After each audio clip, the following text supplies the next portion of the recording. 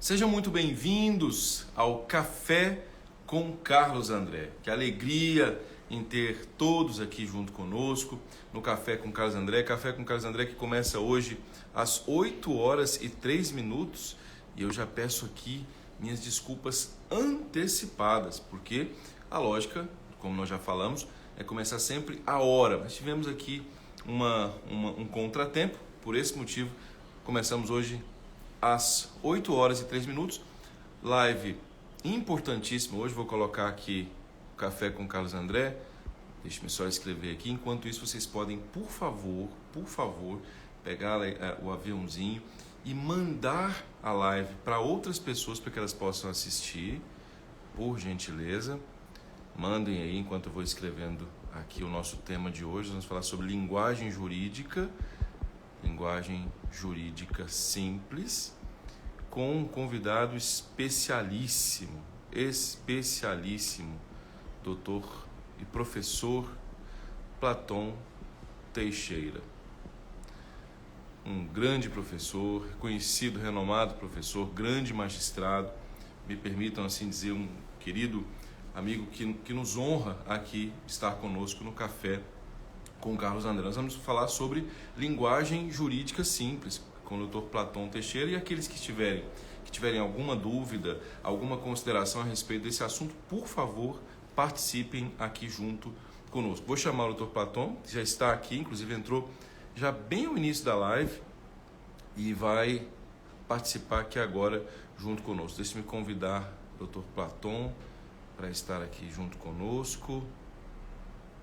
Vamos lá. Achei. Feito. O Dr. Platon já vai entrar aqui junto conosco. Pronto.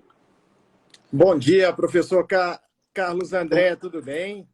Bom dia, doutor Platon. Que alegria em tê-lo aqui junto conosco. Muito bom dia. Fico sempre honrado. Eu falava, me permita chamá-lo de você. Vou ficar muito feliz se eu puder fazê-lo.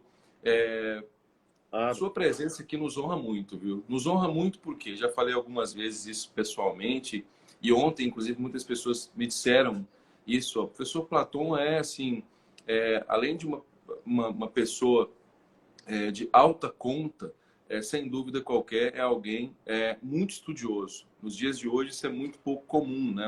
É um estudioso, é um abnegado pela educação e, além disso, claro, faz um papel muito importante na magistratura. Então, assim, tê-lo aqui junto conosco é motivo de muita honraria para, logo no café da manhã, dar a nós muitas luzes aqui acerca de um tema que é muito importante para todos nós. Seja muito bem-vindo, doutor Platão. Muito obrigado, professor Carlos André. Eu que agradeço muitíssimo, a honra é toda minha. E por falar em luzes, eu vou melhorar a luz aqui atrás, que eu estou no hotel em Brasília, e acho que as luzes aqui estão fortes, então vou fechar um pouquinho a cortina. Com licença. Fique absolutamente à vontade. Aqui é bem tranquilo. Olha, nós precisamos... Importante isso, que esse momento em que nós estamos aqui agora, a internet nos deu uma possibilidade muito boa de conversar com pessoas que nós admiramos. Então, eu sugeriria que todos que estejam aqui junto conosco, que fiquem, repito, vai ser uma live rápida. Esse tempo que às vezes nós temos para uma live como essa pode mudar, sem dúvida qualquer, nossa percepção sobre as coisas. Então, tenham absoluta leveza aqui junto conosco. Pode fazer pergunta do Dr. Platon e estaremos juntos. Platon, eu gostaria de iniciar, se assim me permite, fazendo uma provocação a você sobre linguagem jurídica. Recentemente, tenho participado de algumas reuniões pela Ordem dos Advogados do Brasil, sob a liderança do presidente Rafael Lara e da mesma sorte do presidente do TJ, desembargador França, e tenho certeza que o Tribunal Regional do Trabalho, o desembargador Daniel, certamente farão coro a esse movimento, né? Fará coro a esse movimento, que é o movimento da chamada linguagem jurídica simples. E muita gente, doutor Platon, fica um pouco receoso. Como assim linguagem jurídica simples? Haverá aí, digamos assim, uma simplificação do direito? Isso não vai prejudicar o direito, não vai prejudicar os advogados, não vai prejudicar a linguagem dos juízes? Bem, primeiro, eu gostaria apenas de confirmar para todos que linguagem jurídica simples não é coloquial. Não, não é coloquial. Quando se fala em linguagem jurídica simples, nós pensamos nos 5 Cs que são dessa linguagem fundamental para o direito de hoje. Primeiro C é o C da correção gramatical.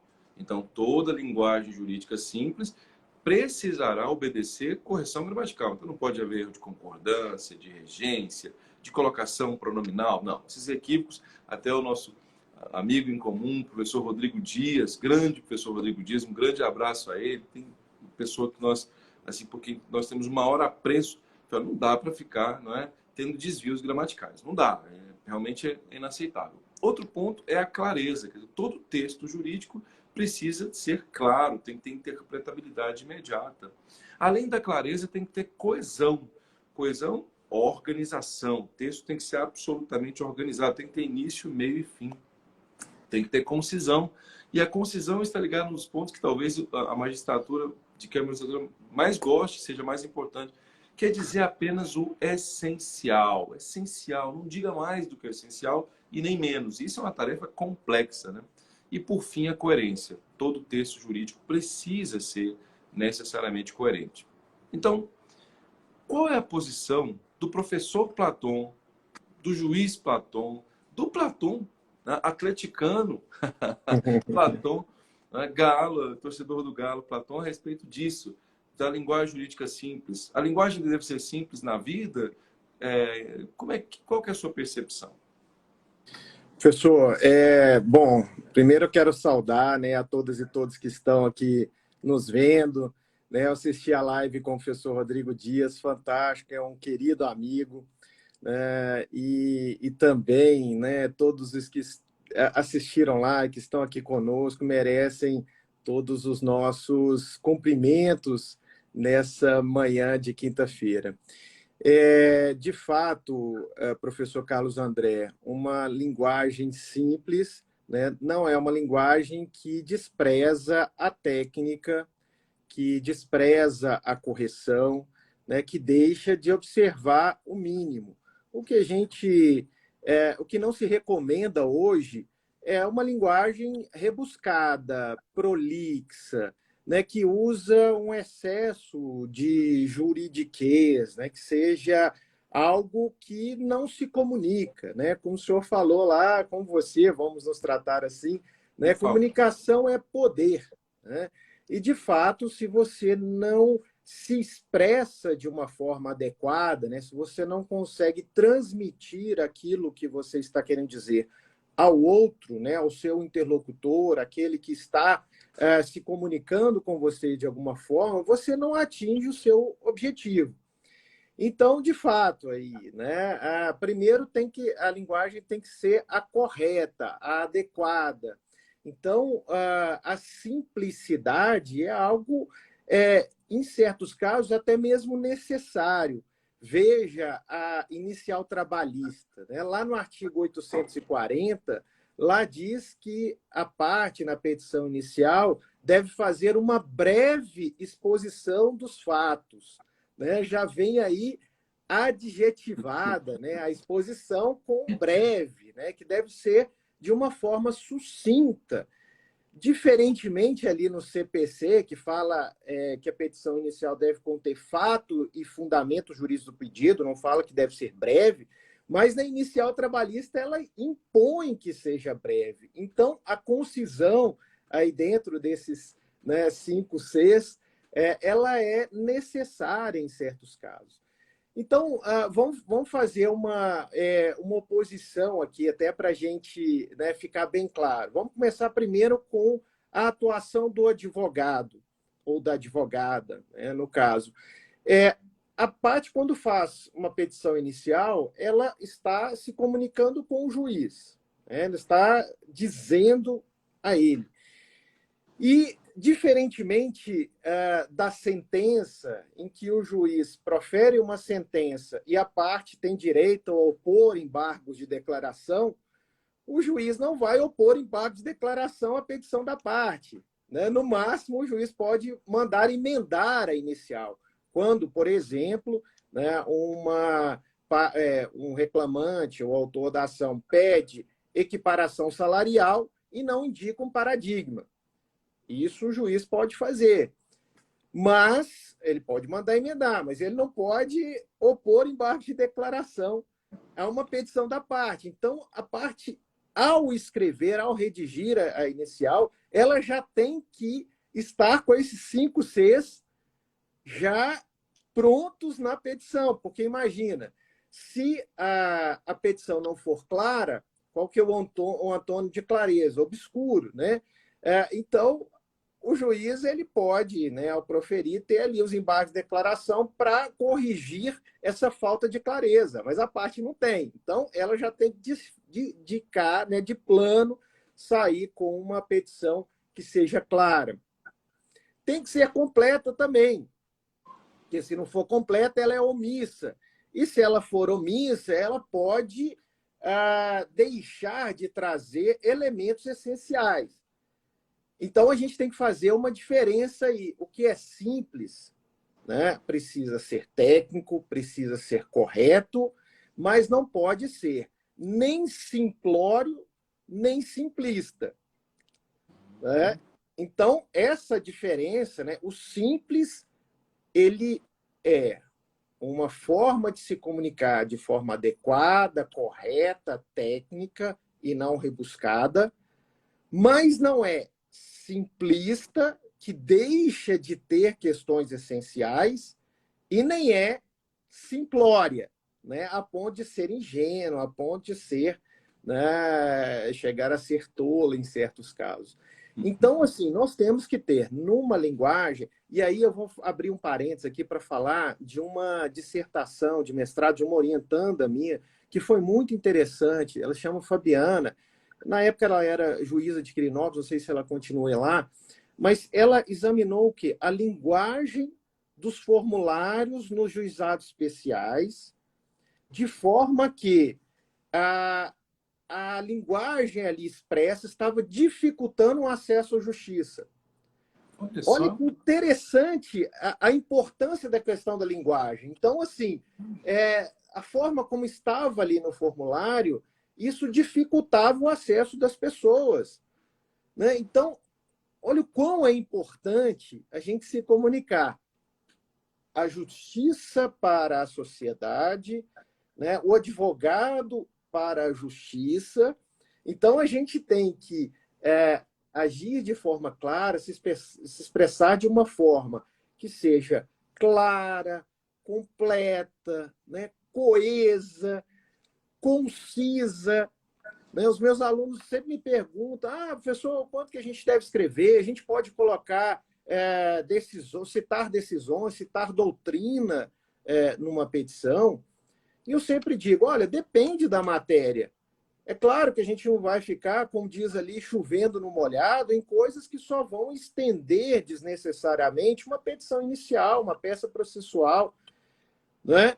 Porque aquilo ali cansa, né? O juiz não vai ficar ali lendo 20, 30 emendas de acórdão sobre o mesmo tema.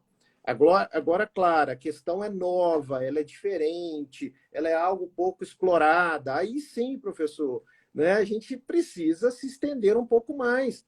Agora, mas naquilo que a gente chama de feijão com arroz, o nosso beabá, o nosso dia a dia, a gente não vai ficar ali citando um monte de decisão sobre ônus da prova em horas extras, por exemplo.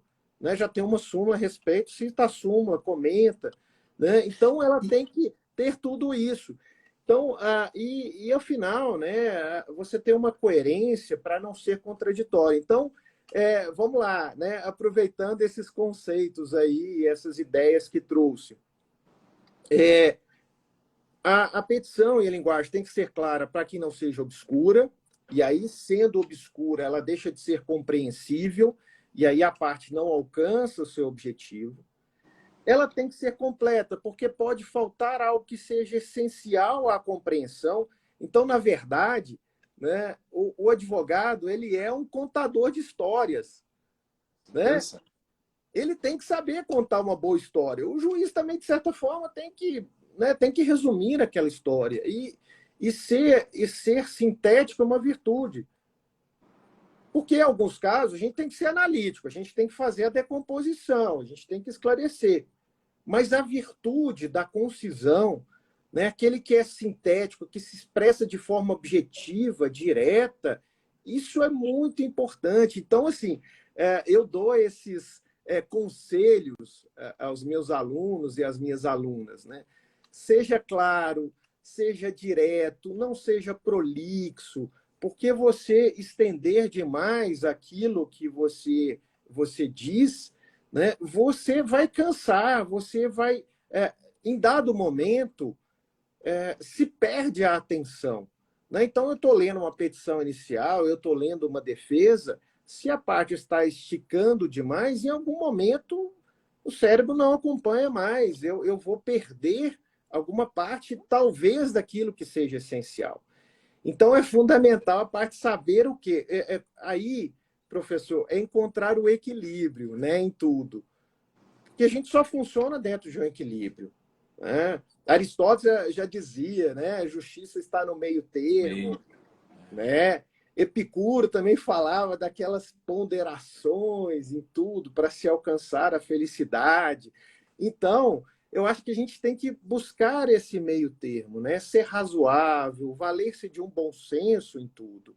E aí a correção, vejo muitos, né? O senhor falar e você falar, perdoe, sobre assim, erros que podem ser cometidos, por exemplo, aquele tal do o mesmo, né? É terrível, né? O O monstro do mesmo, elevador. o mesmo se encontra nesse andar, né?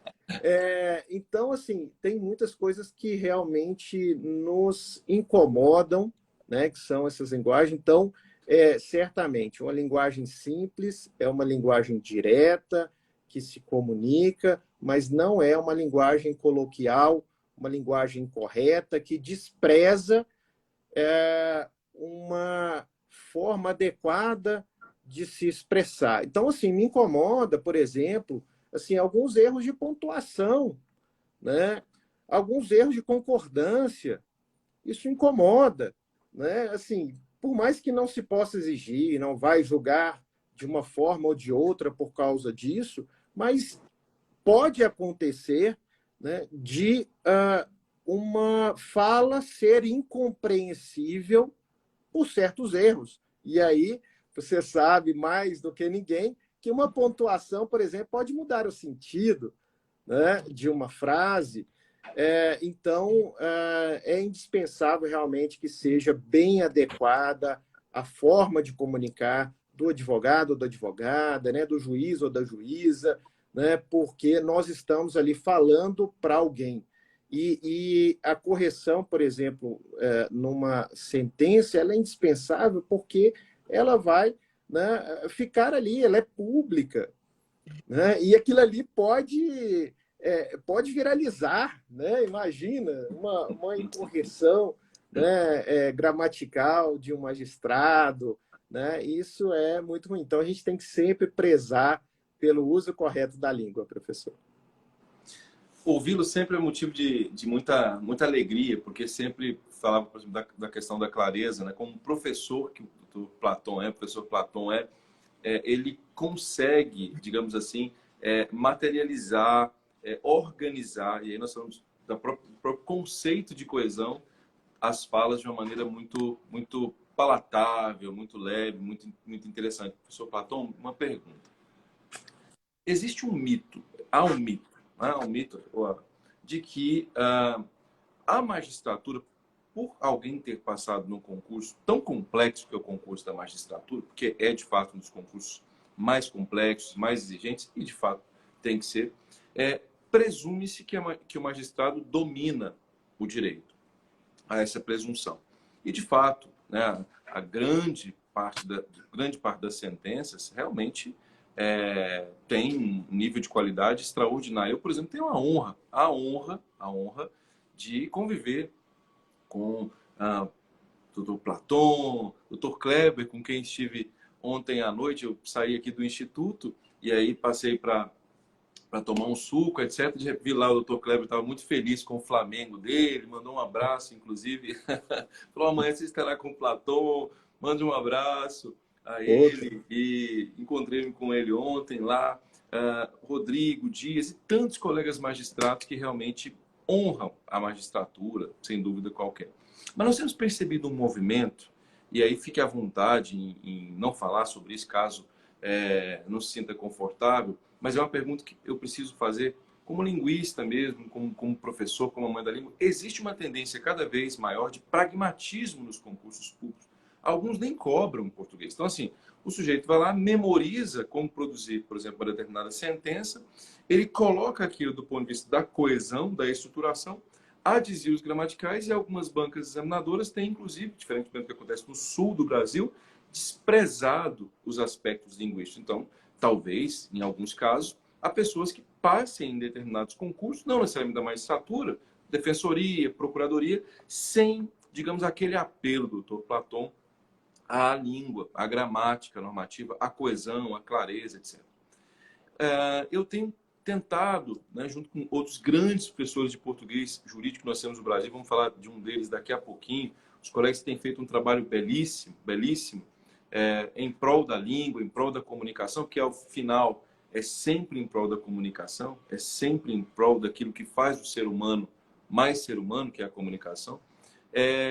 É preciso, digamos assim, fortalecer esse movimento, na sua percepção, em prol da linguagem simples. É preciso fortalecer esse movimento, inclusive nos concursos públicos, porque na ordem eu já tenho cobrado isso muito.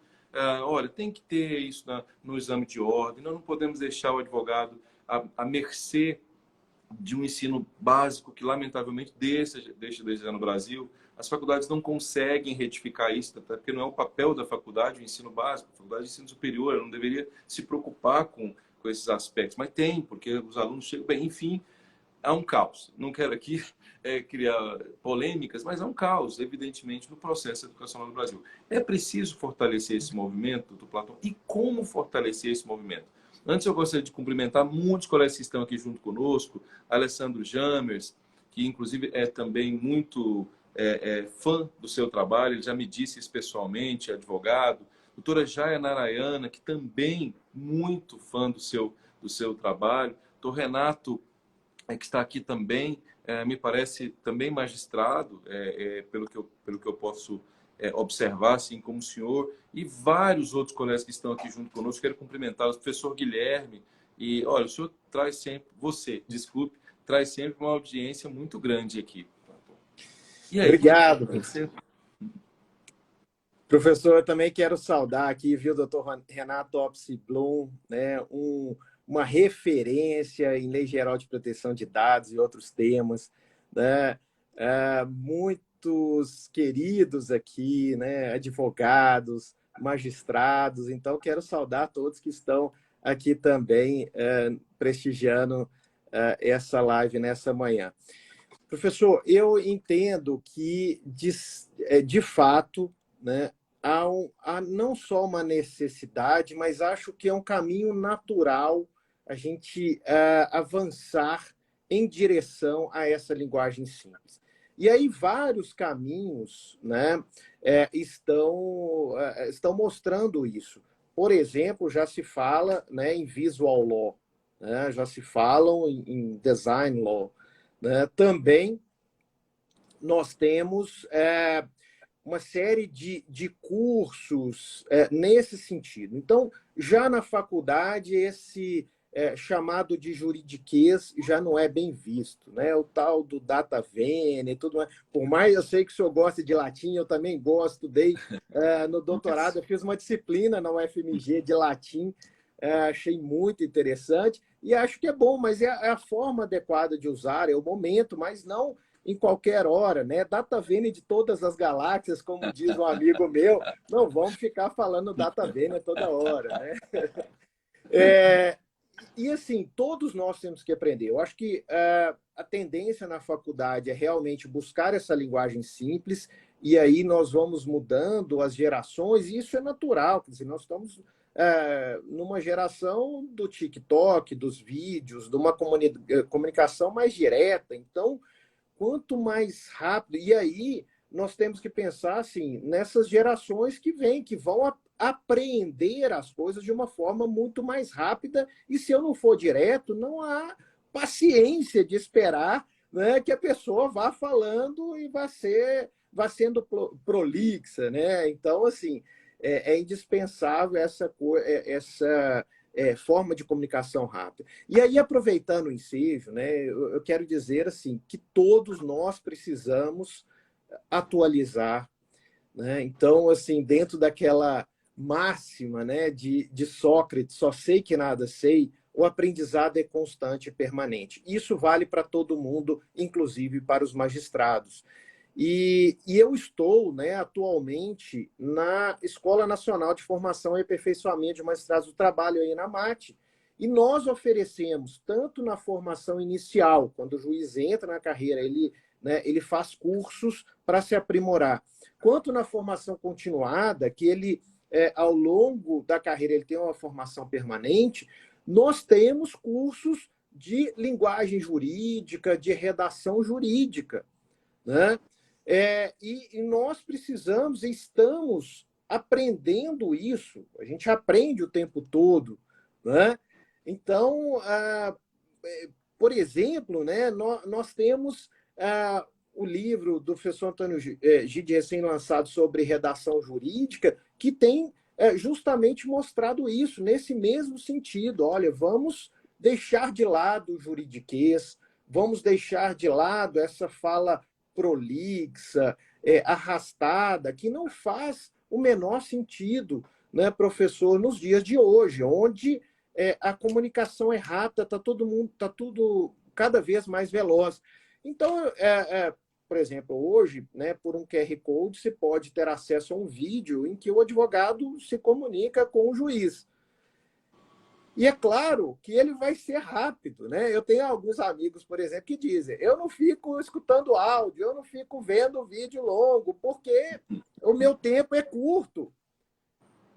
E olha, nesse tempo de hoje, em que o tempo de todo mundo é curto, e dizem que a Terra está até girando mais rápido, né? Nós precisamos dizer com rapidez. Então, se eu uso uma linguagem que não seja simples, eu estou perdendo a atenção do interlocutor. Então, a linguagem simples hoje, professor, é uma necessidade de comunicação, porque se assim não for, nós não expressaremos aquilo que nós queremos dizer. Então, se eu não tenho uma comunicação simples, eu não vou atingir a outra parte.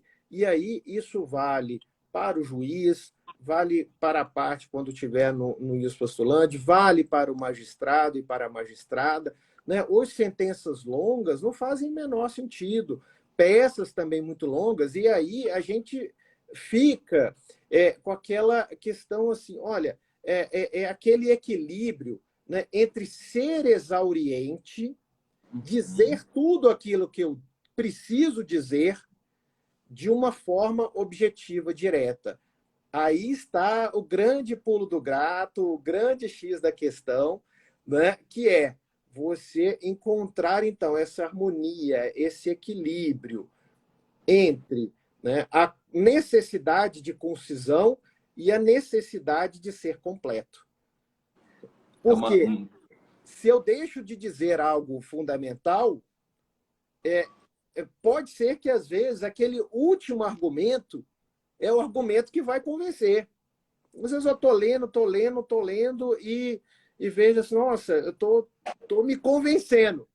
Mas aí vem aquela bala de prata, né? Vem aquela que é a essência, né, da coisa. Bom, aquilo ali me convenceu. E aí, onde que eu vou parar? Né? Quando eu estou escrevendo, como é que eu posso saber onde que eu devo parar para convencer o juiz e não ser cansativo e não ser exaustivo, né? Exaustivo no sentido de ser longo demais, né? Eu preciso ser exauriente, eu preciso esgotar tudo que eu tenho para falar, mas eu não posso falar demais. Olha que desafio, né, professor? Todo mundo tem, né? O advogado e o magistrado, ele tem o desafio de ser sintético, de ser coerente, mas de não ser cansativo. Essas coisas que foram faladas pelo Dr. Platon é uma coisa fundamental nós entendermos que só se vem com estudo, muito estudo e com prática. São vários professores de língua portuguesa que estão atuando nisso. São vários escritores da área que estão atuando nisso.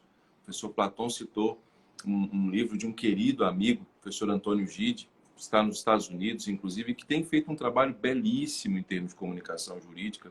Preciso que todos conheçam o trabalho do livro do professor Antônio Gide. O professor Eduardo Sabag, nosso querido colega, que também já fez live aqui junto conosco algumas vezes, trabalhamos juntos, estamos escrevendo algumas coisas juntos, que também tem feito um trabalho.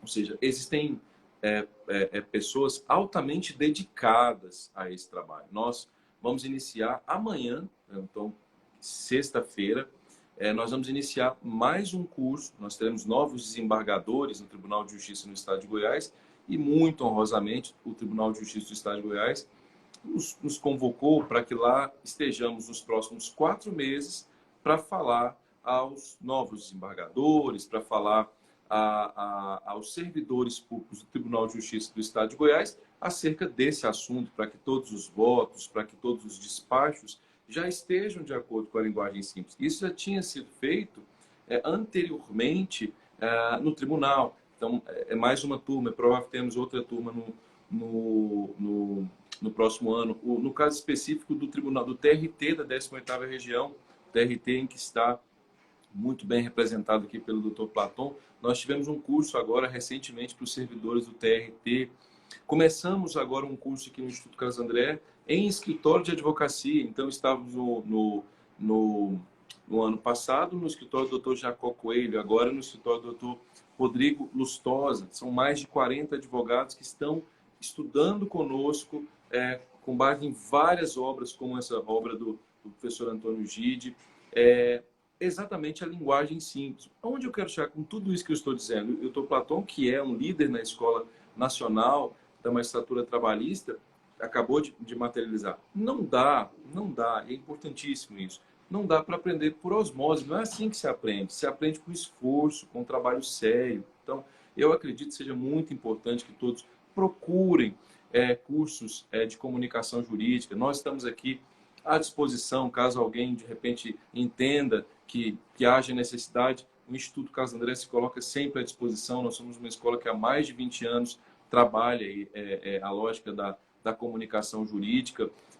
Tem que estudar, não pode deixar de estudar. Eu diria isso assim com todo carinho, com todo respeito. Claro que todos nós temos as nossas digamos, prioridades, né? Mas a linguagem disse agora, o professor Platon, de quem ainda serei aluno, tenho certeza, depois eu vou conversar com ele sobre um projeto que tem, o juiz Platon, o ser humano Platon. Por favor, eu peço a todos que estejam nos ouvindo aqui, que essa live toque o coração de vocês e que possam, de alguma maneira, fazer com que vocês possam retomar os estudos em termos de língua portuguesa. Retomem os estudos em comunicação jurídica.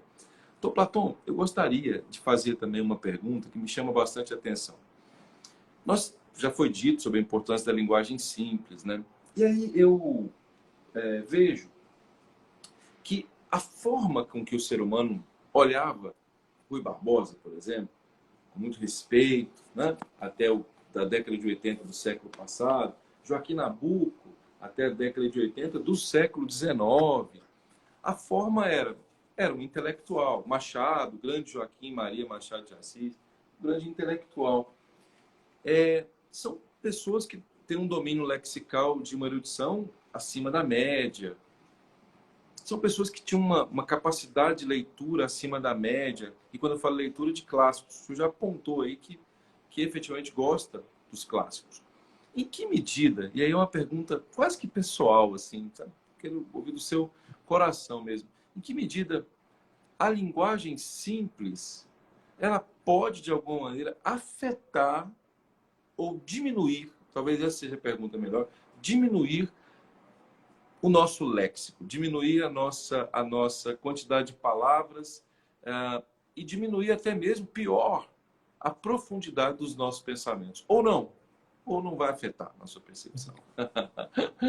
Professor, olha só, eu não relaciono uma linguagem simples a uma diminuição, né, de quantidade de palavras ou de uma simplicidade a ponto de chegarmos é, a uma linguagem chula, coloquial demais, né? Eu acho que eu relaciono a simplicidade a ser direto. E aí, ser direto, eu posso ter várias formas de falar, né? Eu posso usar sinônimos do nosso dia a dia e, de uma forma muito inteligente, eu posso me expressar sendo simples. E eu acho que, muitas vezes, a simplicidade é uma característica dos gênios, sabe? Porque eu acho, porque essa forma rebuscada de dizer às vezes está escondendo até uma insegurança das pessoas, né? Então, assim, eu vou me esconder atrás de uma linguagem para que as pessoas não me compreendam, não saibam aquilo que eu estou falando, né? Então, eu acho que muitas vezes a simplicidade na forma de abordar. Existe, eu vejo em muitos, né, uma genialidade quando simplifica certas coisas. Né? Você vê né, Einstein, Stephen Hawking, né, eles conseguiram traduzir questões extremamente complexas de uma forma simples, falando para as pessoas. Então, eu acho que eu não penso na simplicidade como algo que seja é, diminuto, como algo que seja pobre. Tá? Não pode haver essa confusão entre simplicidade com pobreza. Não, não é isso. É você se comunicar de uma forma, e aí você pode usar sinônimos, você pode fazer referências, analogias, usar metáforas de uma forma simples. Veja o ministro Aires Brito, né, quando ele falava lá, quando ele estava julgando, né, falando sobre aborto de feto anencefalo e fazendo. Metáforas com a transformação da borboleta, né? E olha, lembrando Rui Barbosa também, ele dizia, né, que justiça tardia é injustiça institucionalizada. Agora, veja, eu preciso ser claro, direto, para resolver o meu caso. O objetivo nosso é a solução, é pacificar o conflito, é resolver o problema. Então, vamos sair, sabe? Eu acho que vamos pensar, como diz aí, né, fora da caixa e deixar de lado essa, digamos assim, essa arrogância, essa forma pedante de falar muitas vezes, porque assim, qual que é o motivo de uma linguagem rebuscada? Querer aparecer, né? Eu vou ser né, visto por ser uma pessoa culta. E ser culto não significa falar de forma rebuscada.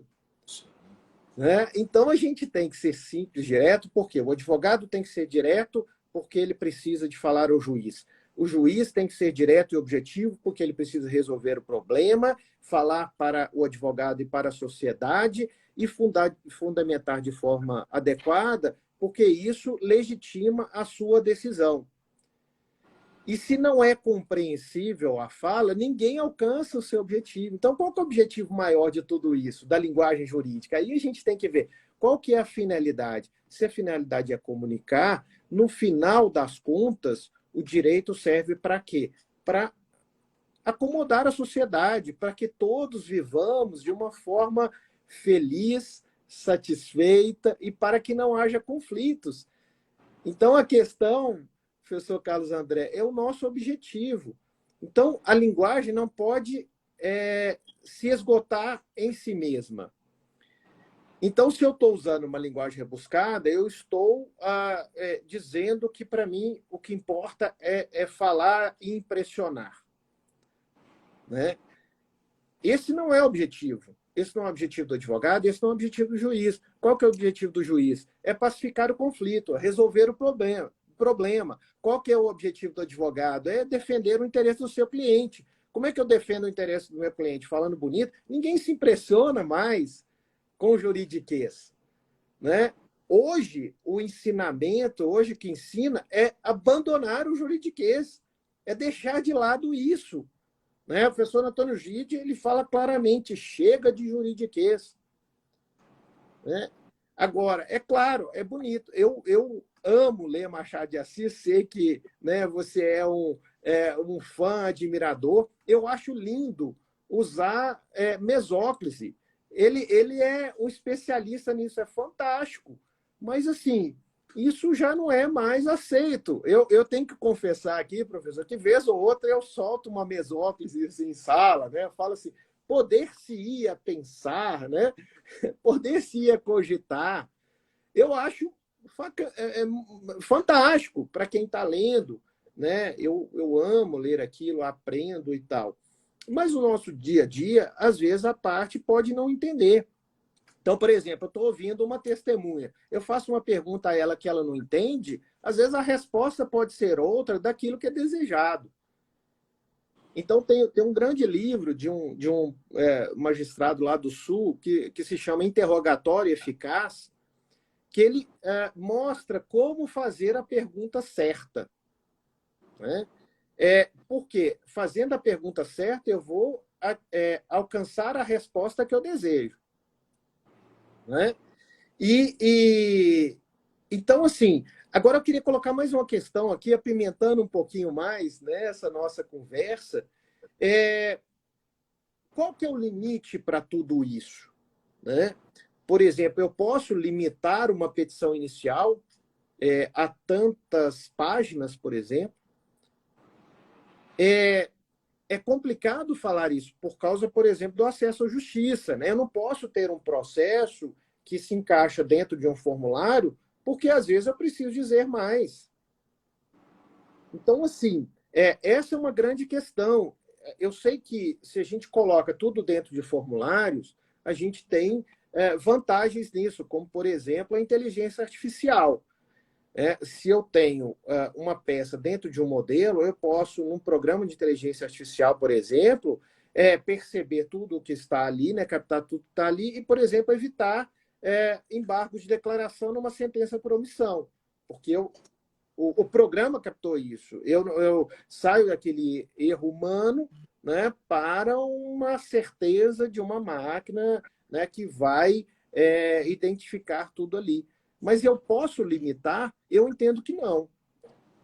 Porque aí eu iria desrespeitar direitos fundamentais, como acesso à justiça, contraditório e ampla defesa, que, ao limitar uma petição inicial, por exemplo, eu não vou tê-la, né? Eu não vou alcançar esses direitos fundamentais que tem que ter o quê? O máximo da efetividade, né? Tem que buscar o máximo de efetividade a direitos fundamentais, como acesso à justiça, contraditório e ampla defesa.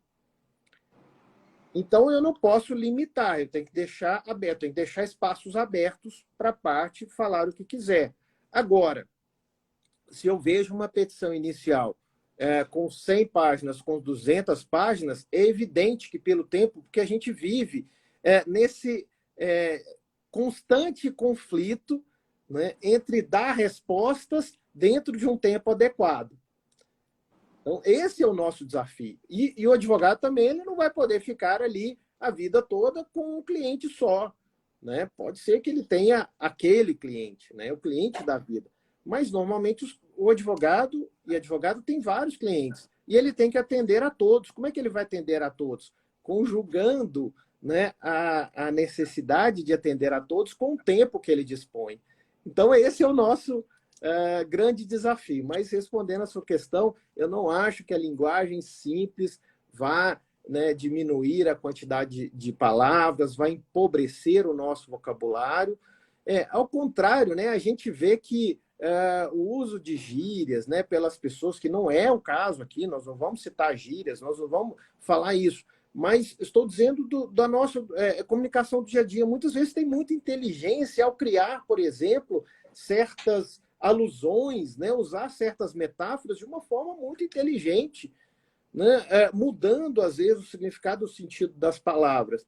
Mas, é claro, no direito nós precisamos ter uma linguagem técnica adequada, correta, né, dentro daqueles 5 Cs que você começou falando lá no início. Né? Tem que ser completo, tem que ser coeso, tem que ser coerente, né? Tem que ser claro, né? Tem que ser conciso e tudo mais, porque a gente está falando para outra pessoa, e essa outra pessoa tem que nos compreender. Porque às vezes a gente pensa uma coisa e aquilo para nós está sendo compreendido, mas eu sempre tenho que escrever e falar pensando no outro. O outro está me entendendo, né? Porque cada um tem uma bagagem, cada um tem uma compreensão de mundo, cada um tem uma vivência. Existem palavras, por exemplo, isso já foi estudado, como, por exemplo, a celeridade. Celeridade é um conceito que, para nós, é muito claro. Eu sei que está relacionado a ser rápido, a velocidade e tudo mais.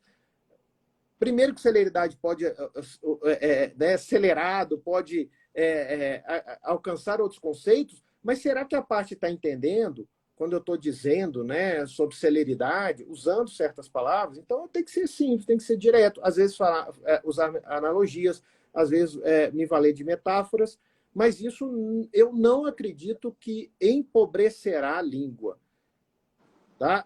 É claro que algumas coisas vão mudar, por exemplo, o uso do tu e do vós. Né? Eu estudei italiano, até nos próximos dias estarei lá na Itália, e uma coisa que eu percebi, né, assim, que eles usam a linguagem de uma forma muito correta lá, e às vezes, em certos casos, eu comecei, né, eu morei lá um tempo, eu comecei a perceber os erros dos italianos na língua deles. Aí eu falo assim, poxa, interessante, né?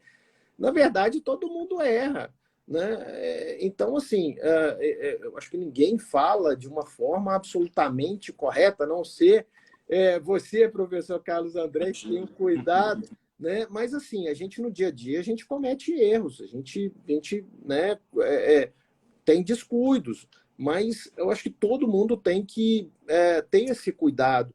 E, assim, né, como você falou, da necessidade de estudo constante, de um aprendizado, né?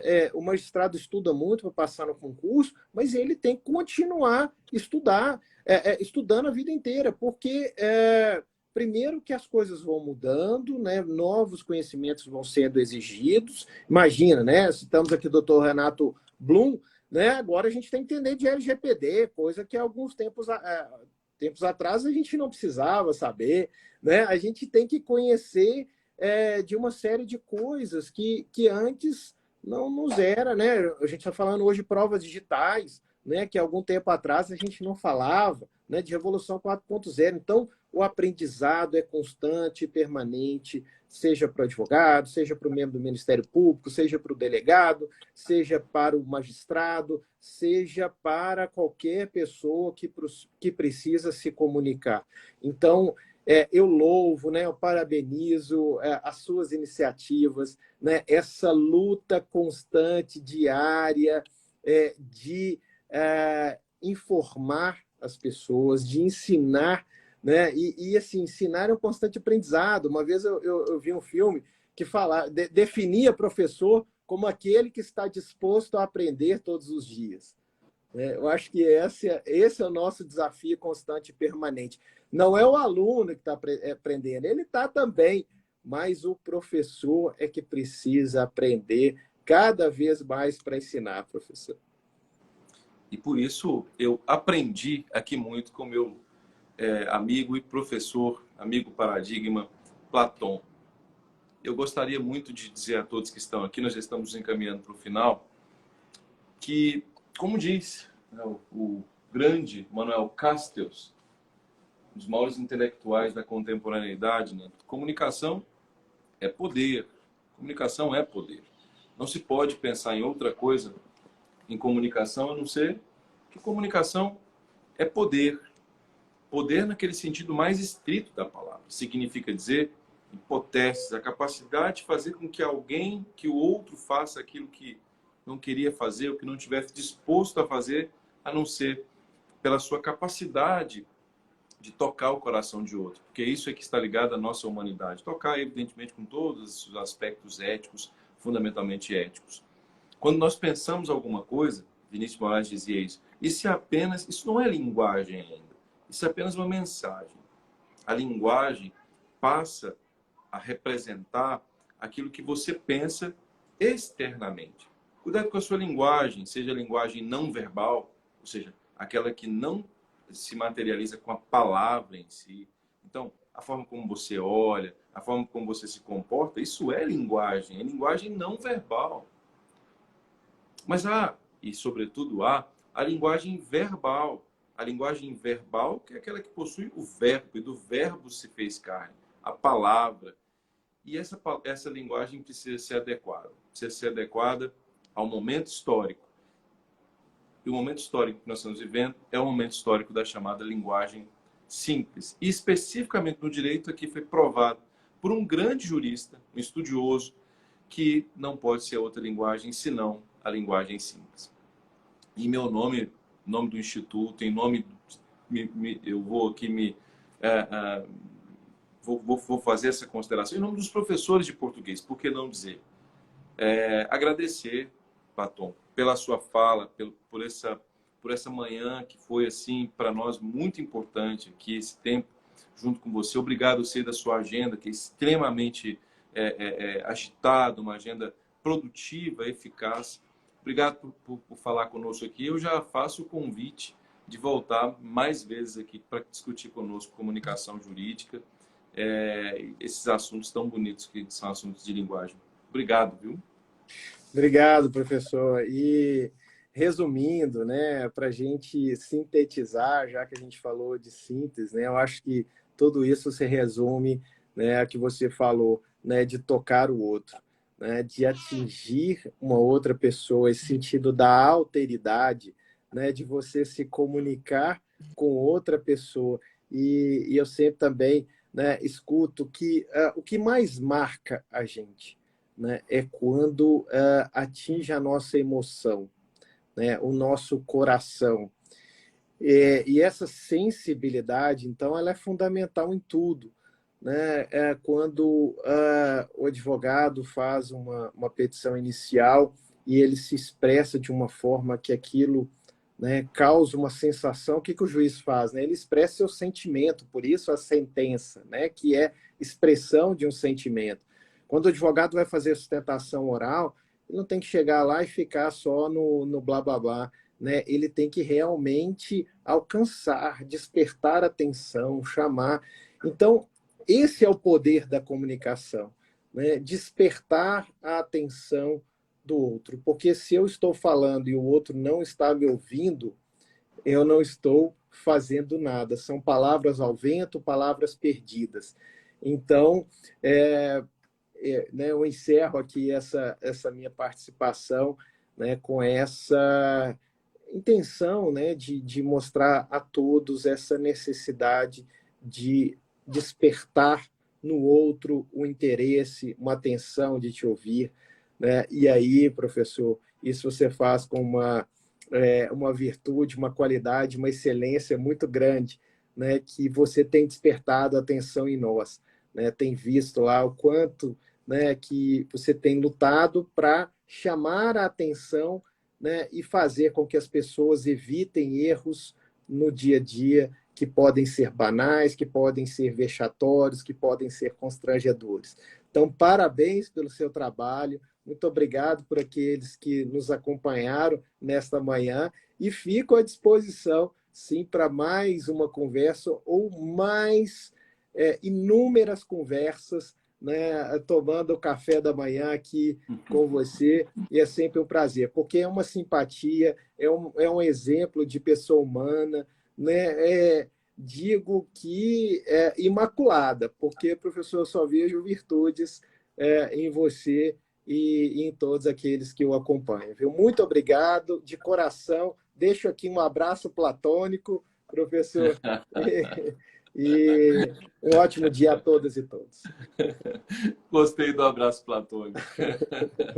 Um grande abraço. Obrigado, Platônico. professor. Tchau, tchau. Tchau, tchau.